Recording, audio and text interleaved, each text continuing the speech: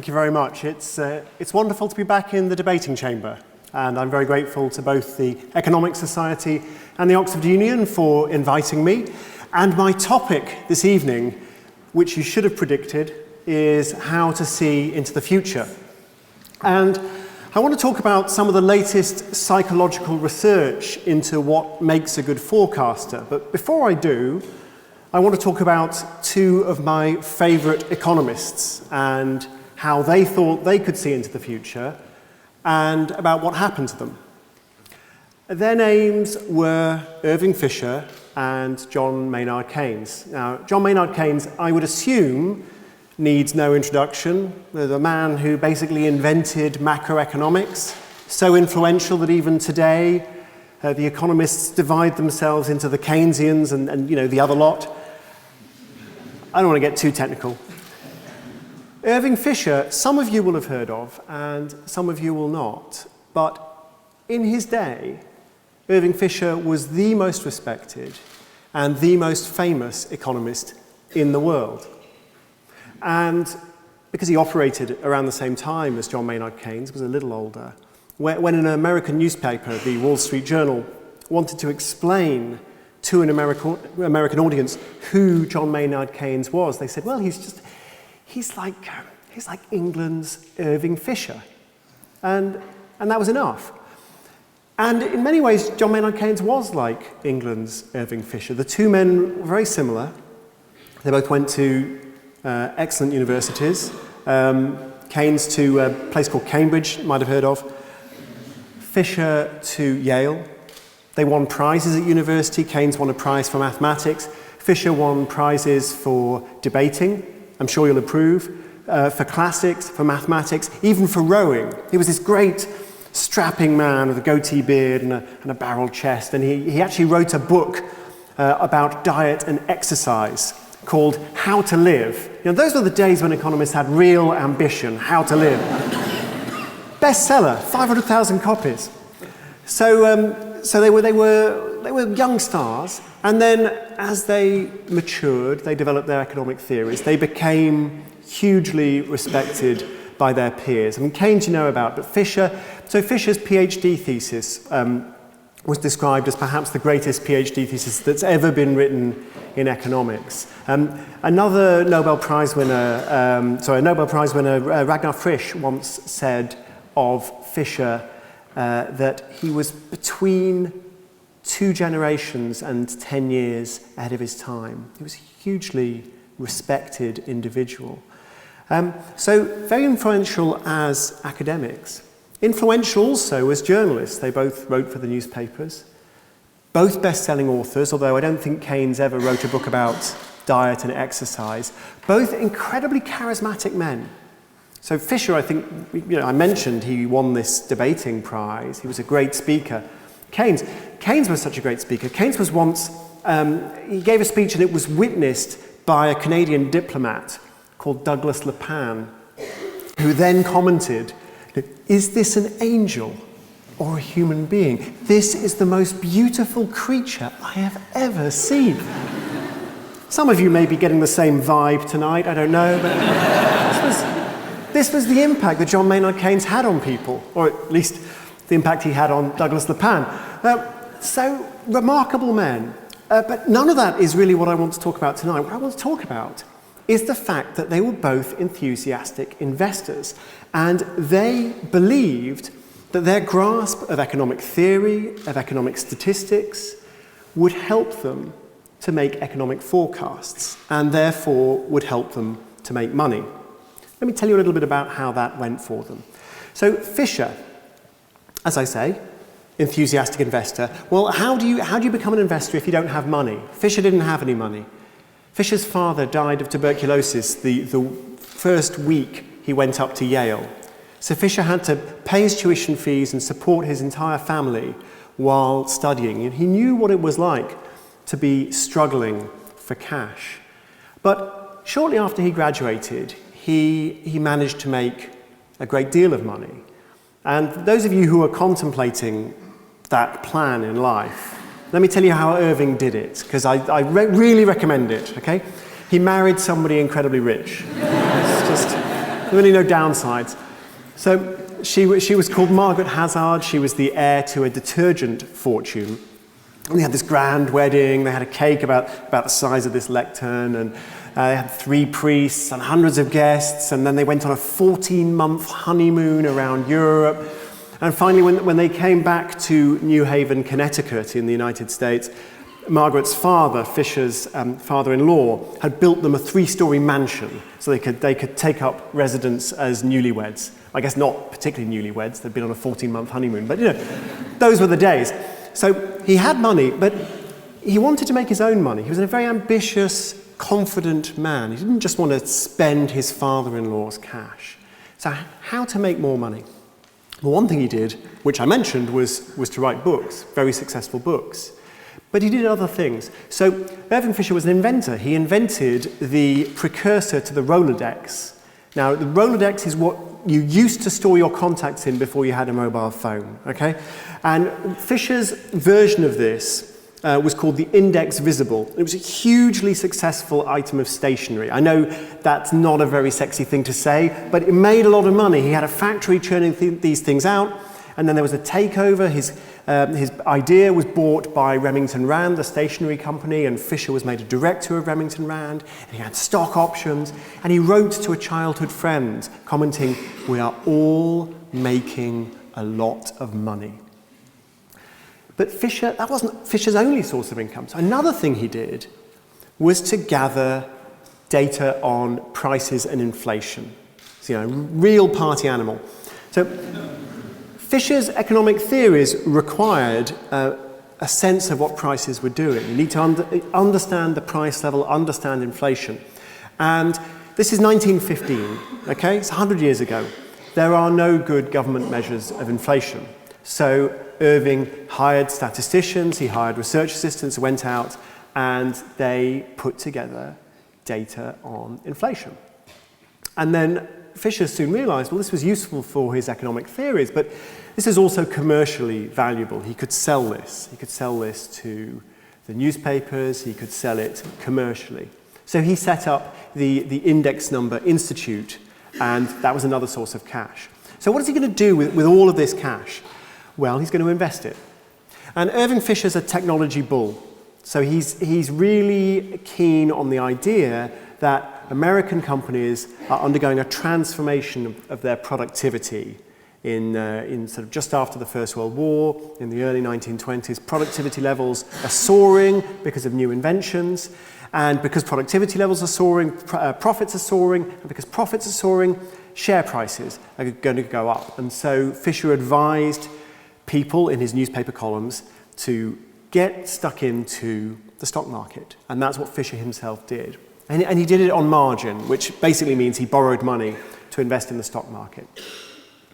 And throughout the 1920s, stocks on Wall Street rose and rose and rose. And Fisher bought himself a nice car, then he bought himself a nicer car, then he bought himself an even nicer car, then he hired a chauffeur. And by 1928, he's really seriously rich. And he stands with his son in front of his mansion, and he's ordered it to be gutted and renovated. And he says to his son, "I paid for this. This wasn't your granddad, it wasn't my father-in-law. This is my money." That was important to him. It's important that he had made his own way in the world, and he had done it to his detailed understanding of economics. I should tell you about Keynes. So Keynes didn't need to marry into money, which is probably just as well. Keynes had money, and Keynes's friends had money, and Keynes's father had money, and his friends' fathers had money, and his father's friends had money. Everyone had money. And so Keynes wanted to persuade people to give him money to invest. And this actually wasn't a very hard sell. Partly, Keynes, as I mentioned, very, very persuasive man. But also, it's John Maynard Keynes. Why would you not want him to manage money for you? Keynes is the ultimate insider. In the First World War, Keynes's job was effectively currency trading for the British Empire. Okay, if you're managing the currency of the British Empire, you're going to know a few things about, what's what on currency markets. And so, Keynes knew people. But there's one point in the 1920s where Keynes gets a phone call, picks up the phone, Maynard, Bank of England here, just thought you'd like to know, interest rates going up tomorrow, there's a good chap, That's the kind of phone call John Maynard Keynes would get. Legal, I have to say, at the time, but he knew people, he knew what was going on. And like Fisher, he was also helping to shape economic statistics in his home country. So, he has to persuade his rich friends to give him money to invest in currency after the First World War. No problem. They hand him the cash, and he starts trading in accordance with his economic ideas. And things go very well. They make a lot of money, and Keynes is pretty soon touring post-war France, and he's picking up the odd Matisse, the odd Cézanne, Picasso. Fisher bought cars, Keynes bought art. Just different characters, but they're both very successful. And then Keynes receives this telegram that informs him that the economy of Germany has developed not necessarily in accordance with economic theory, and they've lost everything. So Keynes then writes to his father and his father's friends and his friends and his friends' fathers, and he says, sorry I lost all the money. Give me more money and I'll make it all back. And remarkably, they did. And he did. So now it's 1923. Keynes has made a fortune, lost it, made another fortune, and then he goes to his colleagues, the fellows of King's College, Cambridge, hundreds of years old, this institution, and he says, why don't you let me run the investment portfolio of King's College, Cambridge? It'll be a doddle. You've invested in all kinds of boring stuff. I am going to make it much more interesting. I'm John Maynard Keynes. And Keynes had this particular theory as to how he was going to run the portfolio, which of course they said, yeah, sure, Maynard, off you go. So his theory was he was going to forecast the business cycle. Remember, he's got the statistics, he's got the theory, he's got the contacts, the Bank of England. He is going to forecast the business cycle. And he's going to move in and out of different industrial sectors, their shares and commodities, depending on whether they boom during booms or whether they boom during recessions. Move in and out of these different sectors, and that is how he's going to make money. So that's John Maynard Keynes' investment strategy. So there we are. Keynes, Fisher, it's 1928. They are both standing on the edge of an economic precipice and a financial precipice. The Wall Street crash, there was a proper financial crisis. Shares on Wall Street fell 89%. You got $100, you get $11 back. Now that is a proper crisis, none of this, Johnny-come-lately Lehman Brothers rubbish, a real financial crisis. And after the Wall Street crash, which lasted nearly 4 years, the Great Depression. These, in combination, are the most important economic events of the 20th century. And Fisher and Keynes, arguably the greatest economists of the 20th century, they missed it. They missed it completely. Now, those of you who are familiar with the record of economists as forecasters may not be that surprised to hear this. It may not come as news. Because, everybody knows these days economists can't forecast. The Queen knows it. She said, why didn't anybody see it coming? Picky. And it just seems that you can't pick up a newspaper or check the literature on economic forecasting without yet another result that says, yeah, this economist missed that, this economist missed the other, the economists can't forecast. For people who were really paying close attention, I think the event that absolutely put the nail in the coffin of economic forecasting wasn't the financial crisis, it wasn't the Queen's awkward question at LSE about why people didn't see it coming. It was actually the publication of a book. And that book was published in 2005. It was called Expert Political Judgment. How good is it, and how do we know? And it was published by a psychologist called Philip Tetlock. Now, Tetlock was looking at political judgment, but he was also looking at economic judgment. And Tetlock had this project that is really just a piece of simple genius. It was an 18-year time bomb that he lit under the reputation of the forecasting industry. So we've got to go back. We've got to go back to the mid-1980s. And Tetlock is looking at the big question of the day, which is, how's the Cold War going? Is it going to end in a thermonuclear exchange? Is it going to end in some kind of reform process? What's happening?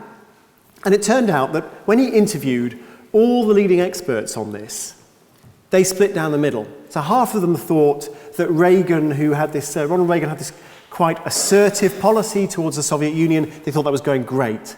The Soviet Union was a bully. It was going to be forced to back down by Reagan. Then the other half said, this is a disaster. Reagan is taking the world to the brink of nuclear war. It's extremely risky, and it's going to provoke a hardline response from the Russians. It's not going to go well. Now, this is the debating chamber. So you're used to seeing experts argue with each other all the time and disagree with each other all the time. But of course, here in the chamber, that's sort of staged. It's deliberate. We want a controversial motion where people can disagree. Otherwise, it's not much fun. But Tetlock took a step back and said, okay, I know we're used to the talking heads always disagreeing with each other, but really, isn't that a bit alarming? I mean, sure, there will always be controversial issues, but this is the most important question on the planet right now. I have talked to the world's leading experts, and half of them are wrong. I don't know which half, but I do know that half of them are wrong. And Tetlock said, this won't do. I've got to have some way of measuring expert judgment when it comes to these big geopolitical or macroeconomic questions. And so that was when he started collecting forecasts. But he collected forecasts in a very clever way. So there were two ways, really, in which his method was clever. So one was the forecasts were always very specific, very quantifiable, or verifiable, I should say. And they always had a deadline. Because the thing is, people make forecasts. What do they say? They say, oh, well, I think the migrant crisis is going to lead to a lot of pressure on Angela Merkel. Okay, that sounds reasonable, but I mean, what does it mean to say that there's pressure on Angela Merkel? Like, how would you quantify pressure? I mean, she runs Germany, of course she's under pressure. But by when? If on the other hand you said, Angela Merkel will no longer be the Chancellor of Germany come 31st of December 2016, we can agree. Come the 1st of January 2017, we can agree. You got that one right or you got it wrong. And that was the kind of forecast that Philip Tetlock collected. And he collected these forecasts from nearly 300 experts, very wide variety of experts. Some were economists, some were political scientists, sociologists, historians, regional specialists, a whole bunch of people. Some were academics, but some weren't. Some were, say, journalists or diplomats or spies, think tank researchers, professionals, people with some gravitas, but just a variety of people. So he had all these forecasts. He had over 80,000 forecasts. And here's where the second piece of genius comes in.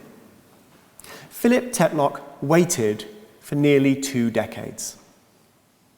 Now that is a patient piece of research. So he has his verifiable forecasts, over 80,000 forecasts, 300 experts, a 20-year time horizon, and that's when he published his book, Expert Political Judgment. And it's a wonderful book. It's quite technical. It's very careful. It's full of subtle and interesting findings. And I'm going to ignore the subtle and interesting findings, and I'm just going to cut to the chase. So this is the crude summary of what Philip Tetlock found. It is that if you would like a forecast on the big picture, geopolitical or macroeconomic stuff, get yourself to the nearest zoo, find a chimpanzee. They will do just as good a job as any expert you like. And it doesn't really matter whether you talk to men or women, whether you talk to academics or non-academics, optimists or pessimists, left-wing, right-wing. It really doesn't make much difference. They're all terrible. so maybe the world's just too complicated. I mean, this is not just a problem for economists, but maybe this is just a problem for anybody who wants to forecast anything in this messy, complex, interactive social world that we live in. And I think at that point, a lot of people who hoped to be able to make that kind of forecast just gave up. They said, look, forecasts, they're like Pringles, okay? They're temporarily satisfying, but in the long run, they're not doing us any good, okay? And sure, we might continue to consume forecasts, but let's not confuse them with anything that's actually useful. But there was one person who didn't give up on the possibility that we can see into the future. And that person was Philip Tetlock. See, he'd seen something in this 20-year research project that made him think, maybe, just maybe, there is an approach that could work. And so he started another forecasting project.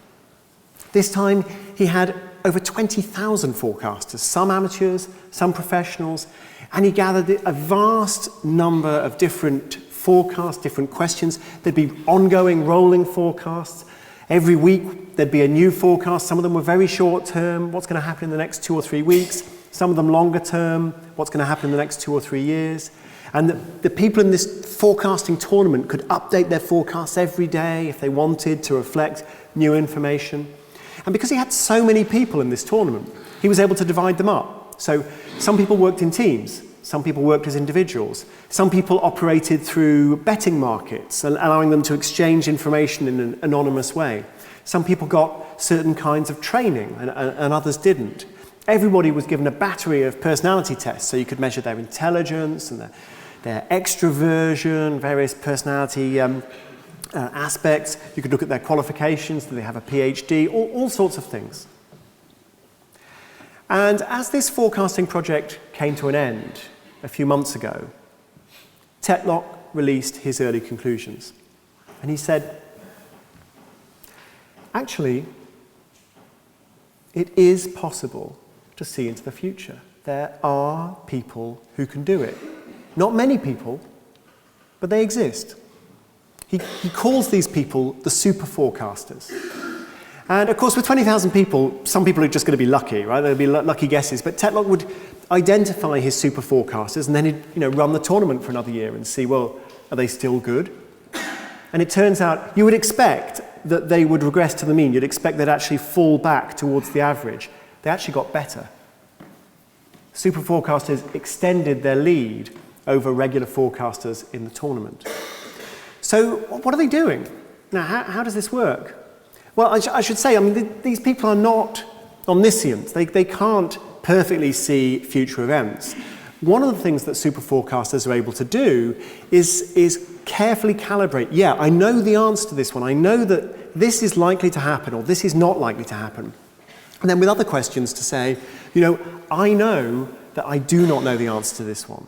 Because one of the ways in which chimps beat experts is you ask a chimp any question and the chimp always sort of goes, whereas the expert says, oh yeah, no, I know the answer to this one, and then gets it wrong. So the super forecasters were able to combine the best virtues of the experts and the chimps. So to shrug their shoulders when they didn't know, but then to make a confident forecast when they felt they did. And they were surprisingly accurate at knowing what they did and did not know. So what does it take to be a super forecaster? Well, there are various things. One is some basic training in thinking about probabilities helps. Because a lot of experts are experts in their field. They're not experts at thinking about probabilities. Say, looking at what's happened in the past, for example. How often does a German chancellor step down? That might give us a base rate to make a judgment. But there are other things as well. So one of the things that's really going on with super forecasters is there's a state of mind. It's a particular attitude. And that attitude is probably best described by this slightly geeky psychologist's term.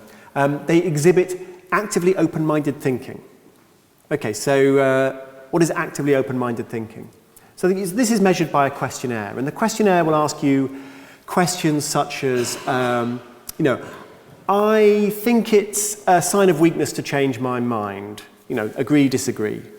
Or, I really enjoy meeting people who disagree with me, yes or no. And so the actively open-minded thinkers are the people who are always looking for another angle, always looking for another perspective, new data, a new theory, particularly a new perspective that conflicts with what they already believe. They're always looking for an opportunity to prove themselves wrong. Now, you will see in this chamber a lot of people who enjoy having an argument, but they are generally not having an argument because they enjoy being proved wrong. So I'm not talking about that combative debating mentality. I'm talking about, no, I want to meet people who disagree with me because I want to understand where I'm going wrong. I want to understand how they think. And that's the sort of quality that Philip Tetlock's super forecasters exhibited. And that's the kind of quality we like to believe we have in ourselves. And if we're honest, we acknowledge that we don't. So actually, it's no fun to meet people who disagree with you, and it's no fun to discover that you were wrong all along. And so most of us avoid those kind of experiences. So this is the interesting thing, then. This ability to see into the future, which appears to be it's almost the height of arrogance, to believe that you have the gift of prophecy. Actually, to do it well requires the opposite of arrogance. It requires that humility, that willingness to criticize yourself and to say that you're wrong. Which I suppose brings us back to Fisher and Keynes. Because the curious thing about Irving Fisher and John Maynard Keynes is while they both got their financial forecasts completely wrong, it had very different consequences for them. John Maynard Keynes died a millionaire. Irving Fisher died alone, near bankrupt, in disgrace, his reputation shredded by his forecasting failure. So why? What was the difference? Well, the difference is very easy to summarize. John Maynard Keynes changed his mind, and Irving Fisher didn't. But then the question is, well why? What does that mean? So let me just describe what happened to Fisher. So as I mentioned, the Wall Street crash lasted nearly 4 years. All the way down, as the stock market is falling on Wall Street, Irving Fisher continues to publish, continues to say, this is just a phase, this is the froth being blown off the top of the market, it's a lunatic fringe being scared away, but don't worry, the American economy is still strong, the stocks will bounce back any minute now.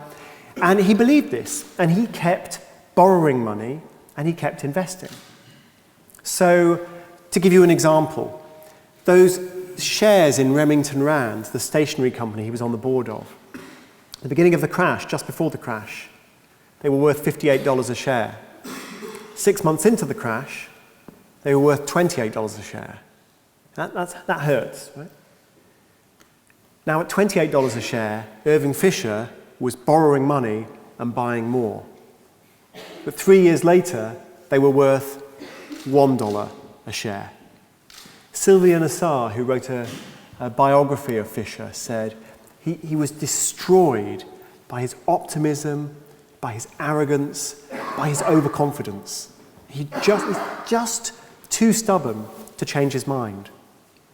Keynes, on the other hand, quickly abandoned his strategy. You remember his strategy. He was going to invest in pro-cyclical and counter-cyclical stocks according to whether there was going to be a recession or not. He dropped all that.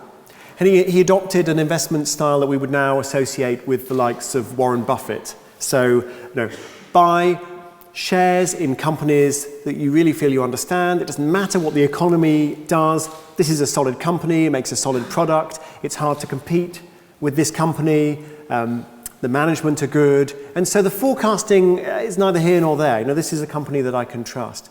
It's the kind of thing Buffett does. It's the kind of thing Keynes switched to. And in fact, Warren Buffett often quotes John Maynard Keynes in his famous letter to shareholders.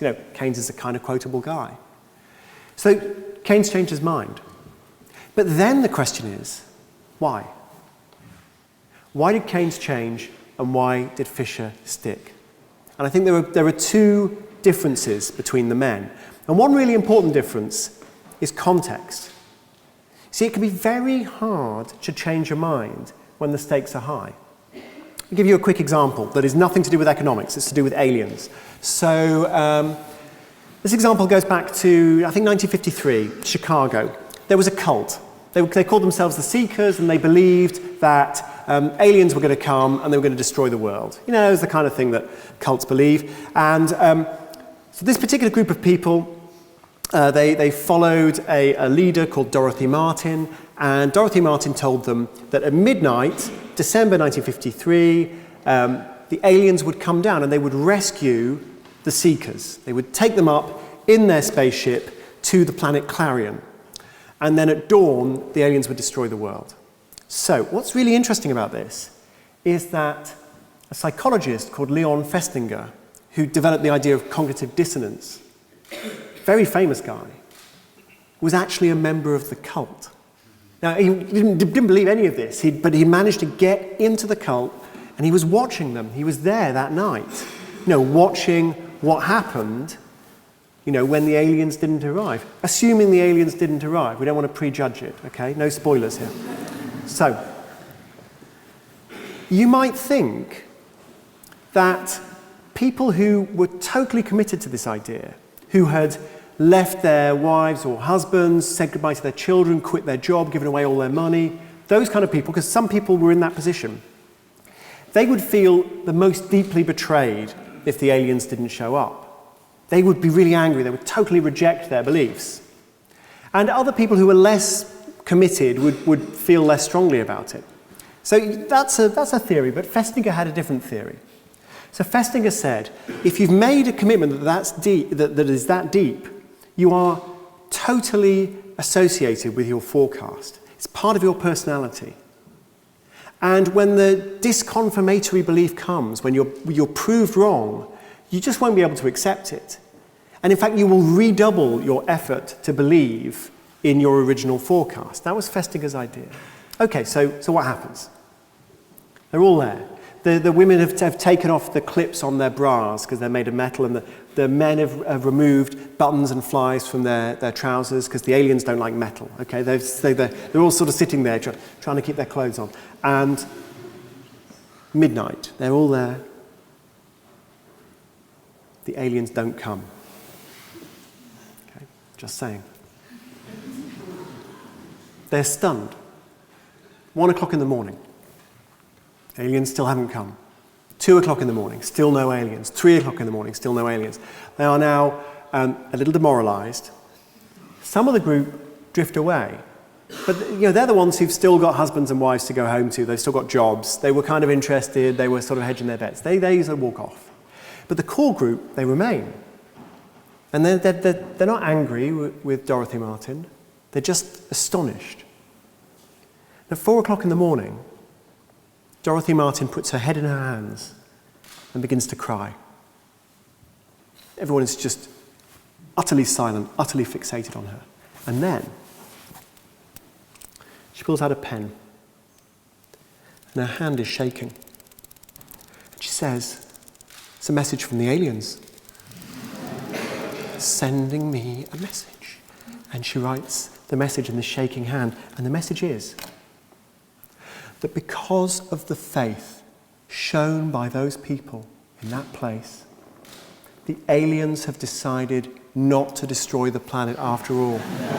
The Earth is saved. Leon Festinger was completely right. Because this hadn't been a terribly evangelical cult. They'd kept kind of quiet about what they believed until the moment where they were proved completely wrong. At that moment, they are out on the streets. They are stopping people on street corners. They are telling them the good news. The world hasn't been blown up by aliens. They send press releases to the New York Times and the Chicago Herald Tribune. They are just all in your face with their completely failed forecast. Festinger was right. You just cannot let go. When the stakes are really high, you can't let go. And that is the situation that Irving Fisher found himself in. He had put everything financially into this project. His money was really tied up with his sense of self-worth. Remember standing there with his son in front of the mansion? It was so important to him. And everybody knew that that's what he believed. There are people who know only one thing about Irving Fisher, and the people who know one thing about Irving Fisher know this. 2 weeks before the Wall Street crash, Irving Fisher said, Stocks have reached a new and permanently high plateau. Get out of that. Keynes, on the other hand, his forecasts were all far more private. He wasn't nearly as exposed. And he wasn't nearly as exposed in terms of his personality. It was all kind of a game to him. Remember, he'd already lost a fortune. He knew what it was like. No big deal. Nothing to take too personally. And it turns out that Keynes's investment strategy in the 20s hadn't worked that well. He was actually lagging behind the benchmark of the market as a whole. And so that was actually a real advantage for Keynes, because he knew he was failing to forecast, and so he was already thinking about an alternative strategy. I mean, he still missed the Wall Street crash, but when it came, he was ready. He was ready to change his mind. But I think also there was a difference in personality between the two men. So one of Irving Fisher's rival forecasters once said, you know, Irving, he's a tremendous man, splendid fellow, but the trouble is, he thinks the world is ruled by numbers rather than by feelings.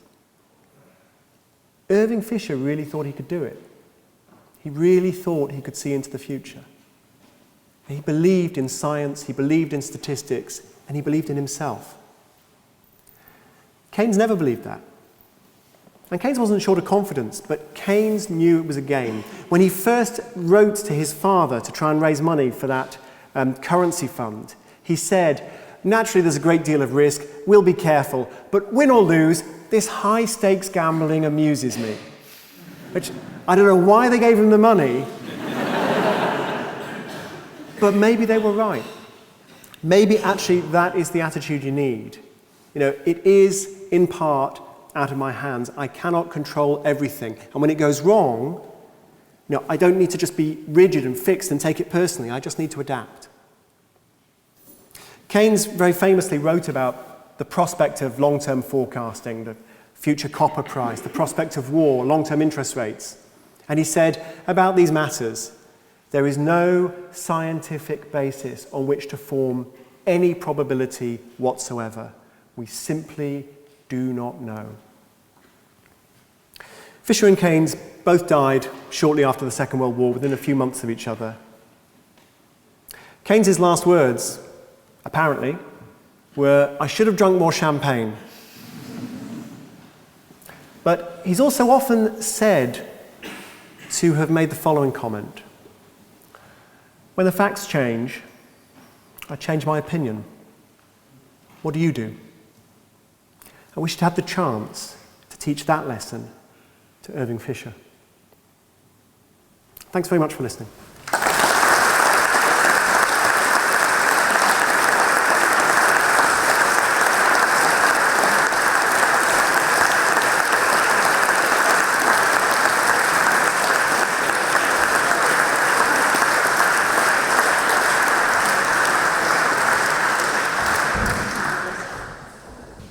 So Tim, thank you very much for a really interesting talk. My question is, you talked a lot about Fisher and Keynes and their investments. I know a lot of people here would like to go into similar careers. They've all obviously had a very privileged education and all this sort of thing. What are your thoughts on the ethics of using your brain and your education for this career?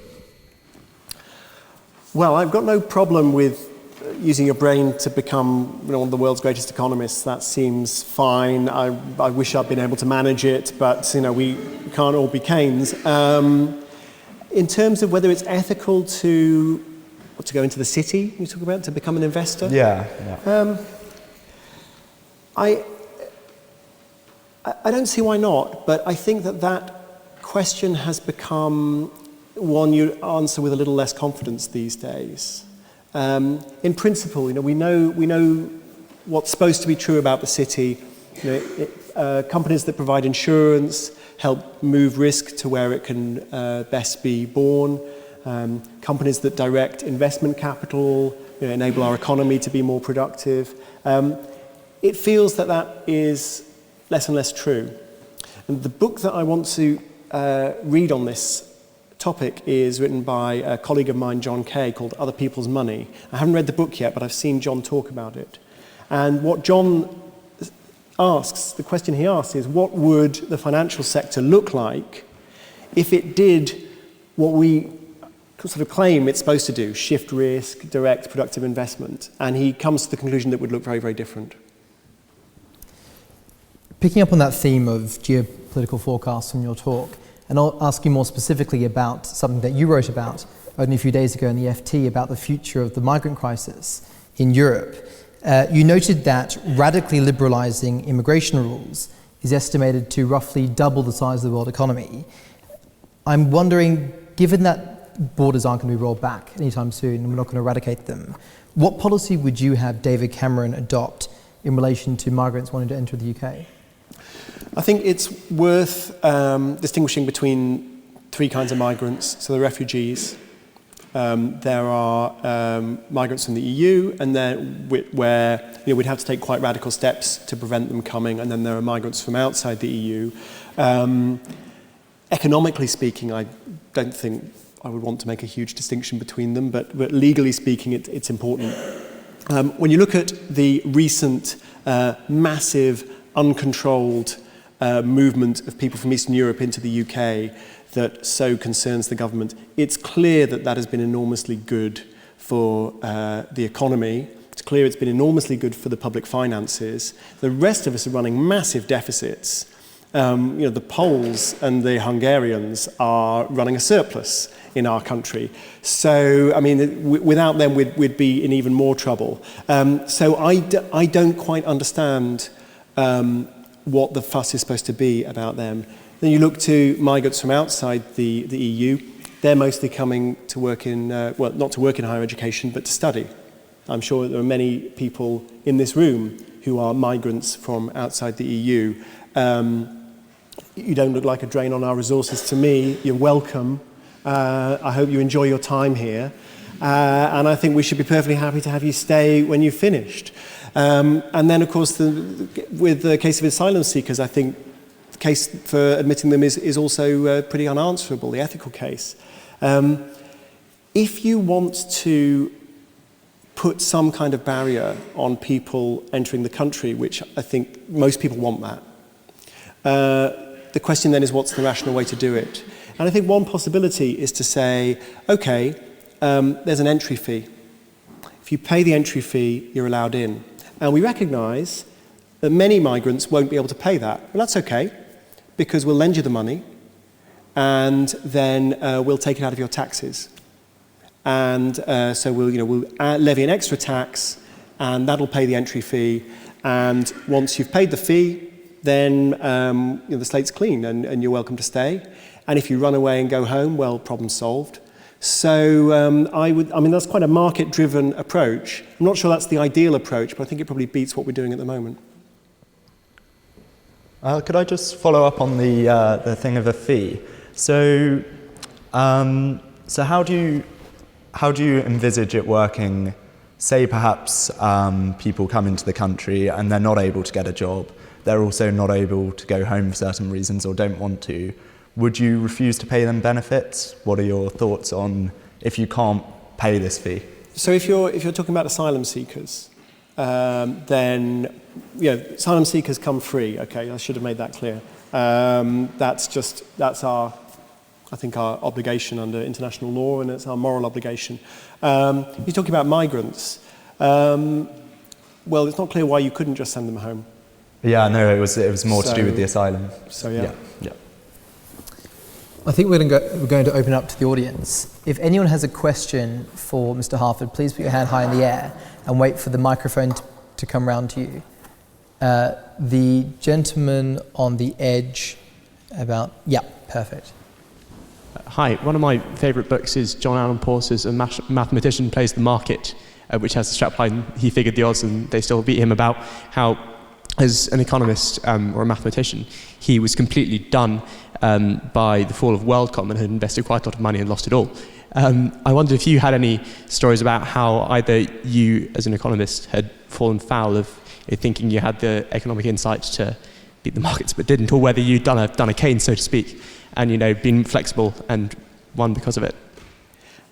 So John, by the way, has a new book coming out about numbers. He's a wonderful writer. I don't have any embarrassing stories about how I was outwitted by the financial markets, because I've always I'm kind of an efficient markets guy.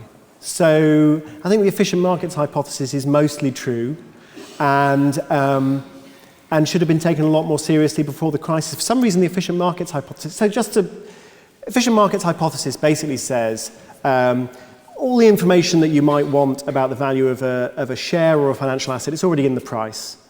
And so you can buy anything you like, you've got no idea what it's going to do in the future, it'll just be a random walk, hopefully with a slight upward drift.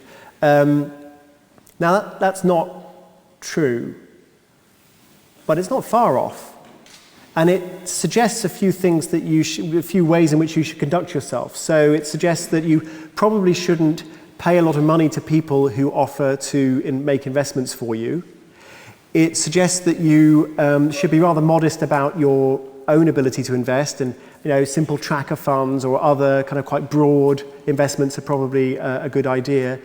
And it also gives us some insight into what was going on before the financial crisis. So before the financial crisis, you had these assets that were paying very, very high returns, mortgage-backed securities and products that were constructed out of mortgage-backed securities.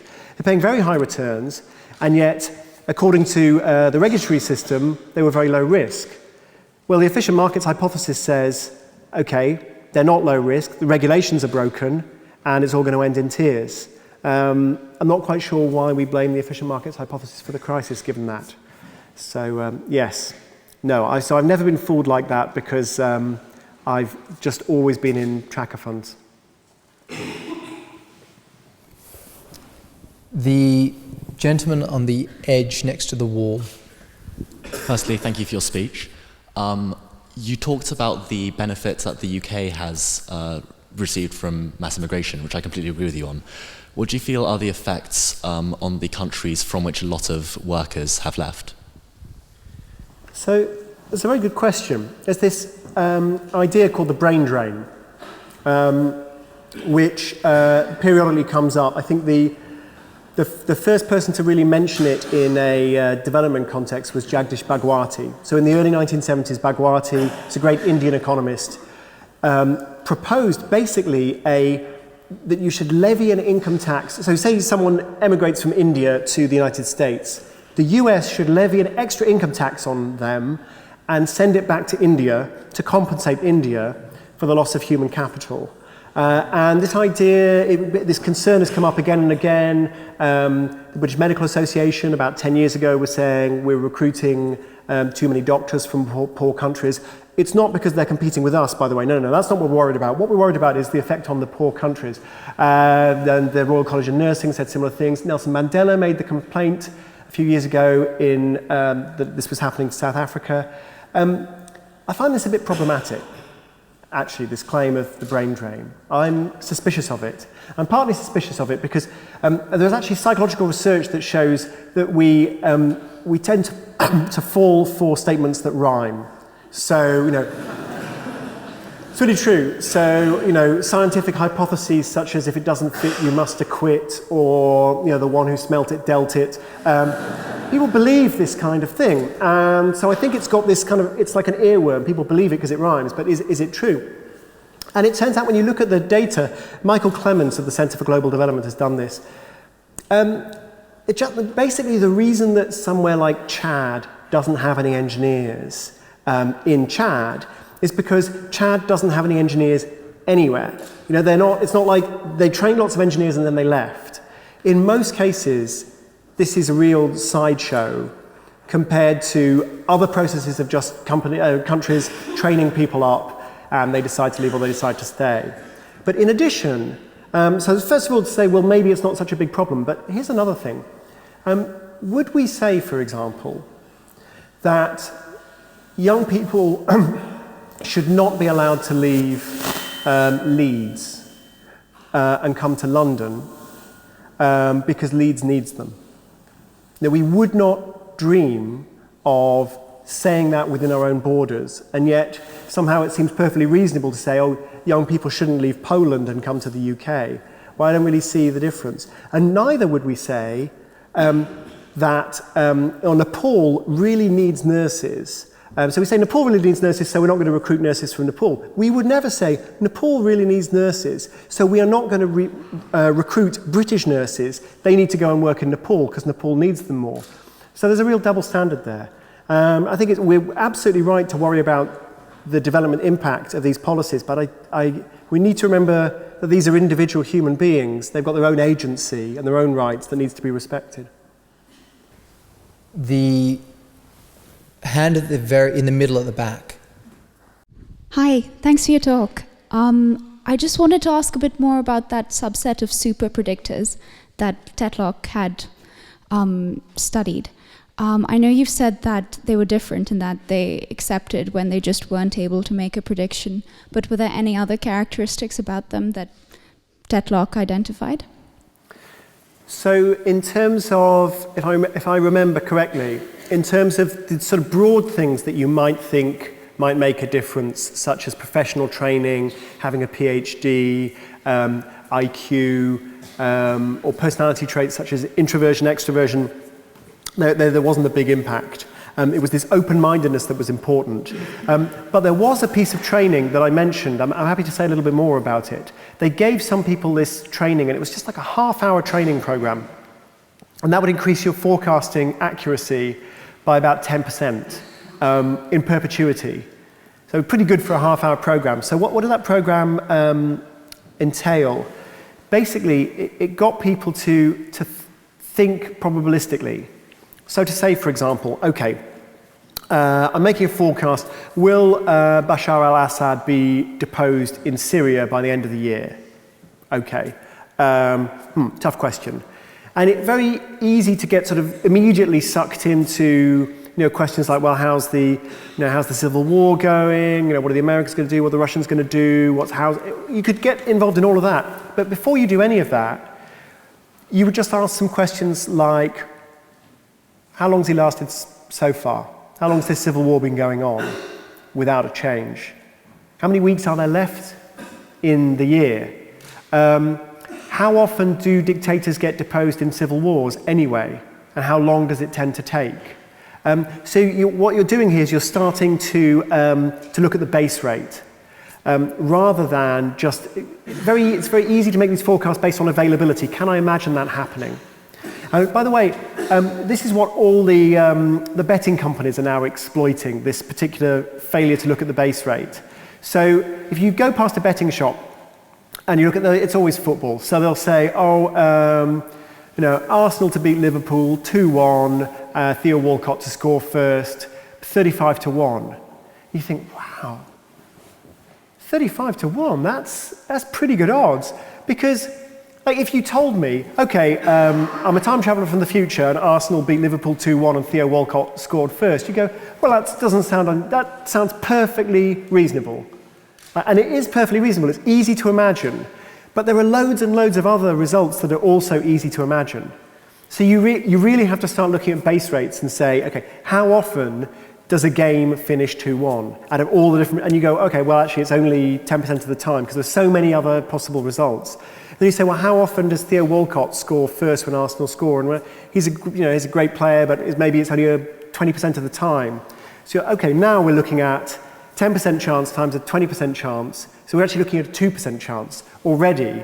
And then, of course, well, Liverpool could be the ones who are 2-1 up. So let's call it a 1% chance. So you're throwing your money away because you're not looking at the base rates. So what Tetlock basically said, this is a half-hour course in just looking at base rates. How often does this kind of thing happen?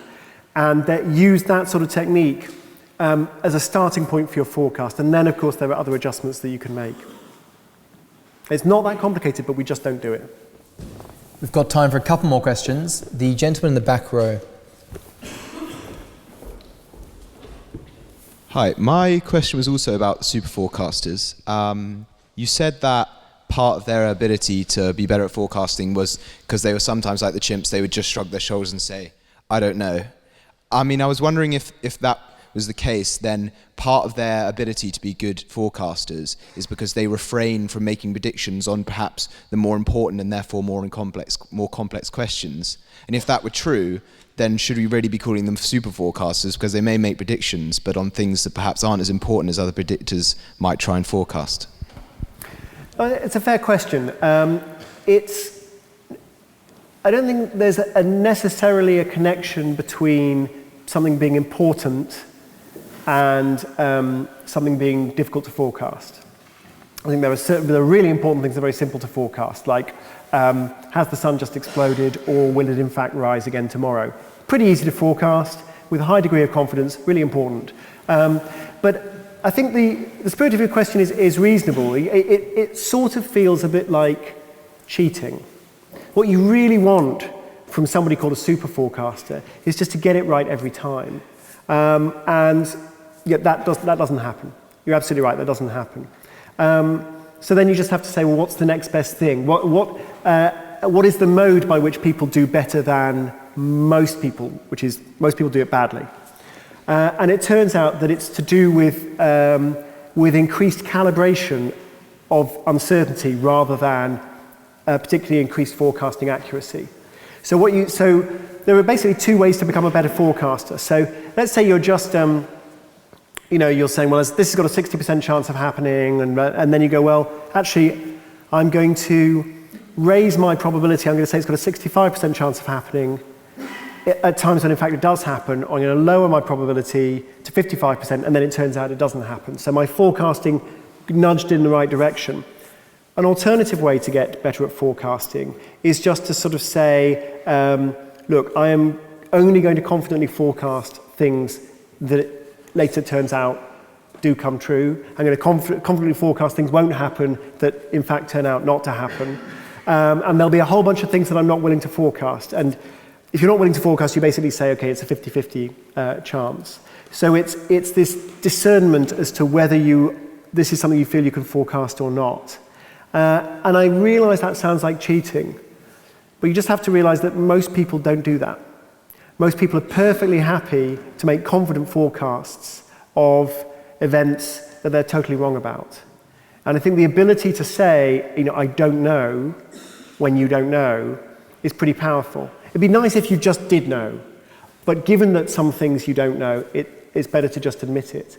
And I think the curious thing, we think about what happened to Fisher and Keynes, is the same personality qualities that enabled Tetlock's super forecasters to be decent forecasters. Okay, let's not call them super forecasters, Tetlock does. Let's just call them, better than average forecasters, decent forecasters.